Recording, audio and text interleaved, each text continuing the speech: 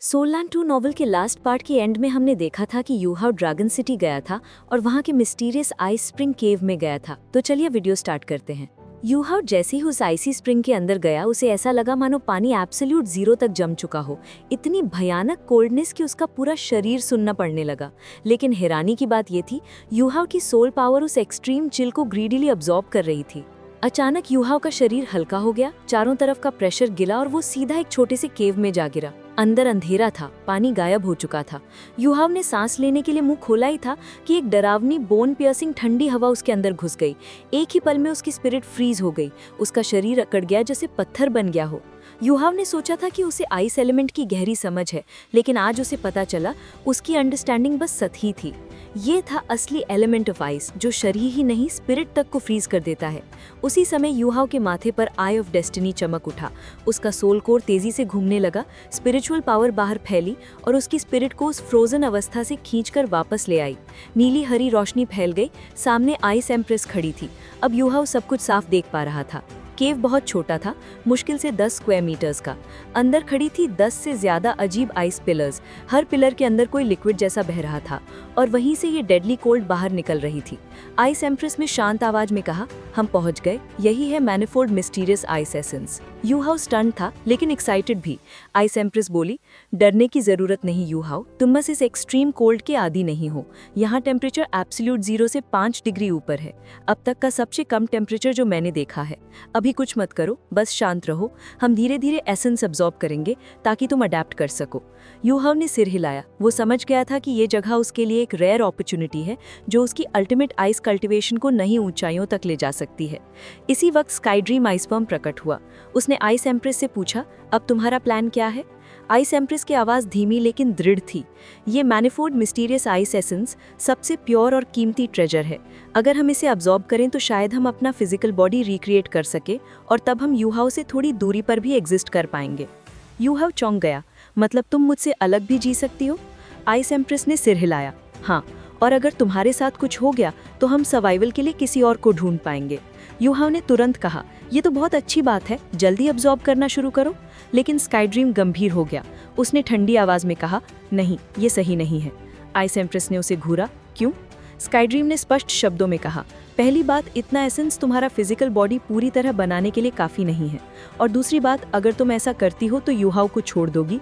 हम सब ने शुरू से यूहाव को अपना रास्ता चुना है, इतनी बार लाइफ एंड डेथ सिचुएशन साथ झेली हैं, अब क्यों भटक रही हो? आइस एम्प्रेस चुप हो गई। वो जानती थी स्काई ड्रीम सही है, लेकिन उसका दिल अब भी इस ट्रेजर की तरफ खिंच रहा था, क्योंकि ये एसेंस उसे फ्रीडम की उम्मीद दिखा रहा था। यूहाव ने नरमी से कहा, ब्रदर स्काई ड्रीम, मैं तुम्हारी बात समझता हूँ, लेकिन अगर सच में कोई तरीका है कि तुम सब अपने फिजिकल बॉडीज रिक्रिएट कर सको तो मैं मदद करने के लिए तैयार हूँ, चाहे इस पूरे आइस एसेंस का ही इस्तेमाल क्यों न करना पड़े। यूहाव ने हल्की मुस्कान दी और बोला, सच कहूँ तो तुम सबकी एक्सपेक्टेशंस हमेशा मेरे लिए भारी बोझ नहीं है। अगर तुम सब फिर से स्वतंत्र हो जाओगे तो मेरा बोझ हल्का हो जाएगा। मेरे पास स्पिरिट आइज है। आइस एम्प्रेस अगर मुझसे अलग भी हो जाए तो मुझे कोई रिग्रेट नहीं होगा। आखिर में स्पिरिट बनने का असली मकसद तो बेहतर जिंदगी पाना है, तो अगर ये मौका सच में मिला है तो क्यों छोड़ना? स्काई ड्रीम हक्का बक्का रह गया। उसने यूहाव की आंखों में झांका, वहाँ सिर्फ सिंसेरिटी थी, न कोई डर, न कोई सार्काज़म। यूहाव ने आइस एम्प्रेस की तरफ देखा और गहरी सांस लेकर बोला, मेरी 3 विशेस है। पहली, अपने माँ का बदला लेना, जिन लोगों ने उन्हें तकलीफ दी उन्हें सजा देना। दूसरी, डोंगर को ढूंढना ताकि हम फिर से साथ रह सकें। और तीसरी, तुम सबको एक बेहतर जिंदगी देना, क्योंकि सच कहूँ तुम सब मेरे लिए सिर्फ स्पिरिट्स नहीं, दोस्त और टीचर्स भी हो। और जब ये तीनों विशेस पूरी हो जाएंगे तब मेरी आखिरी जिम्मेदारी श्रेक और टैंक सेक्ट के लिए लड़ना होगी। ये सुनकर केव का माहौल अचानक भारी हो गया। स्काई ड्रीम आइसवर्म की आवाज गहरी हो गई। उसने चेतावनी देते हुए कहा, यूहाव, अगर हम तुम्हें छोड़ दें तो तुम्हारी बहुत सी ताकत चली जाएगी। आइस एम्प्रेस का सोल बोन गायब हो जाएगा, तुम्हारा दूसरा मार्शल सोल भी टूट सकता है और स्पिरिट आइस का चौथा सोल स्किल भी खो जाएगा। तुम अब सोल सेज हो, लेकिन स्ट्रेंथ एकदम नीचे गिर जाएगी। लेकिन यूहाव सिर्फ मुस्कुरा दिया। उसने शांत स्वर में कहा, ब्रदर स्काई ड्रीम, मैंने ये सब सोच लिया है। मेरे लिए मेरी 3 विशेस ही सबसे इंपॉर्टेंट है। अगर सब कुछ चला भी गया तो भी मैं अपनी एबिलिटीज से फिर से स्ट्रांग बन सकता हूँ और सिर्फ स्पिरिट आइस के साथ भी मैं सर्वाइव कर सकता हूँ। स्काई ड्रीम ने ये बातें सुनी और आइस एम्प्रेस की तरफ मुड़कर बोला, सुना तुमने, अब तुम्हारा फैसला क्या है?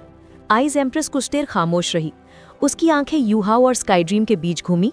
फिर उसने धीरे से पूछा, अगर मैं जाने का फैसला कर लूँ तो क्या तुम मेरे साथ आओगे?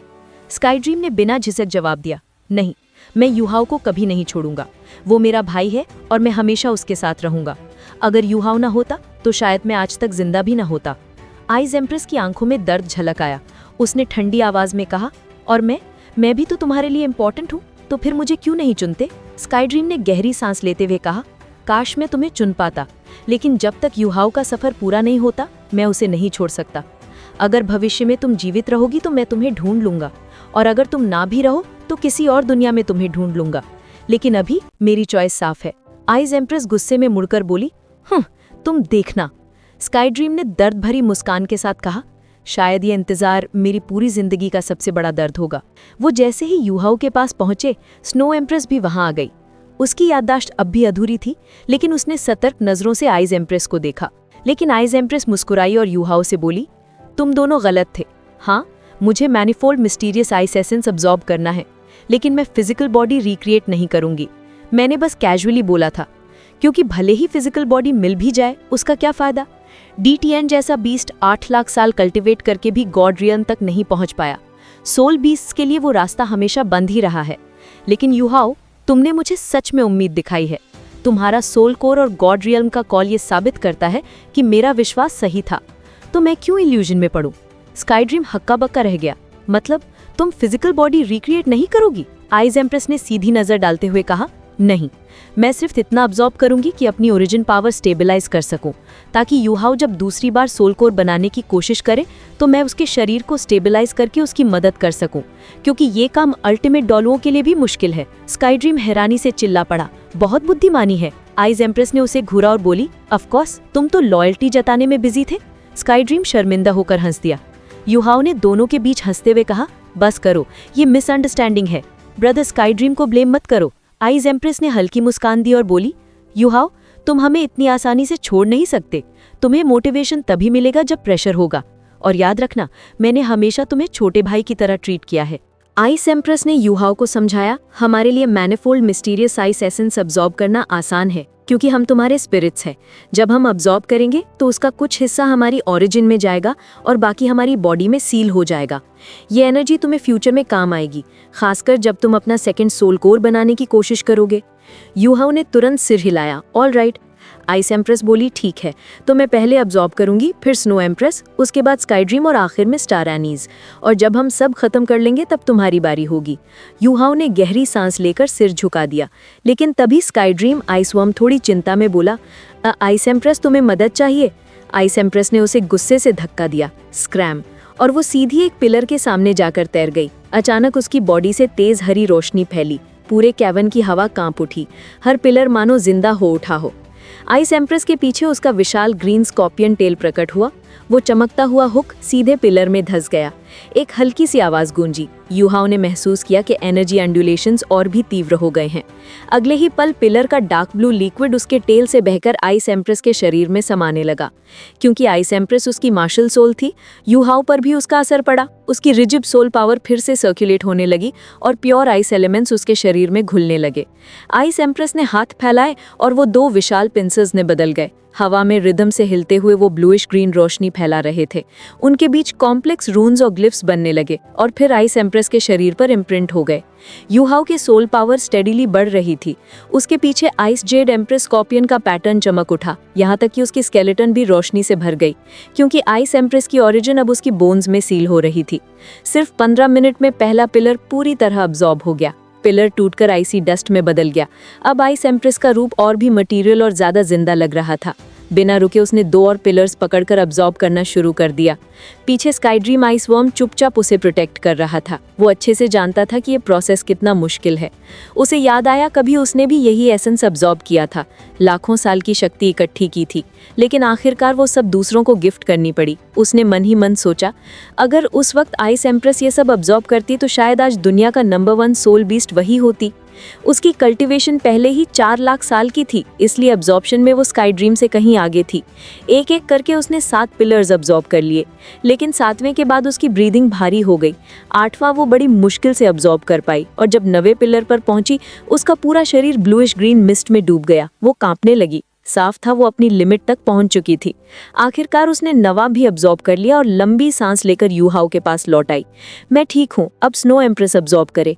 यूहाओ ने स्नो लेडी से कनेक्ट किया। वो धीरे धीरे हवा में उठी और दोनों हाथों से 2 पिलर्स पकड़ लिए। उसके हथेलियों से नीली रोशनी निकली। पिलर्स की एनर्जी सीधे उसके शरीर में मर्ज होने लगी। स्नो एम्प्रेस की स्थिति अलग थी। वो केवल मार्शल सोल कॉन्शियसनेस नहीं थी, उसकी सोल और शक्ति मिलकर स्पिरिट बन चुकी थी। इसलिए उसका रूप आइस एम्प्रेस से कहीं ज्यादा मटीरियल लग रहा था। सिर्फ 5 मिनट में उसने 2 पिलर्स अब्जॉर्ब कर लिए। यूहाओ की आंखें फैल गईं जब उसने देखा स्नो एम्प्रेस का रूप बदल रहा है। पहले वो 13-14 साल की लड़की जैसी दिखती थी, लेकिन 2 पिलर्स अब्जॉर्ब करने के बाद वो और बड़ी हो गई। उसकी ऊंचाई बढ़ी, शरीर मैच्योर हुआ और वो स्नो एम्प्रेस के असली स्वरूप में ट्रांसफॉर्म होने लगी।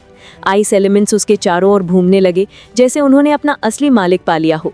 वो पिलर्स अब्जॉर्ब करती चली गई। 15, 16, 17, 18 हर बार उसका रूप और डिवाइन और सुंदर होता गया। यूहाओ हैरानी से देखता रहा। वो धीरे धीरे टीनेजर से बदलकर एक स्टनिंगली ब्यूटीफुल स्नो एम्प्रेस में ट्रांसफॉर्म हो रही थी। उसके सफ़ेद ड्रेस में अब 6 स्नो वाइट रिबन्स चमक उठे, जो उसकी डिविनिटी को और ज्यादा उभार रहे थे। आखिरकार उसने 13 पिलर्स अब्जॉर्ब किए और रुक गई। अब वो 20 साल की सुंदर डिवाइन युवती जैसी दिख रही थी। उसके चारों ओर अल्टीमेट आइस की ऑरा लहरा रही थी। यूहाओ की सांसें थम गई।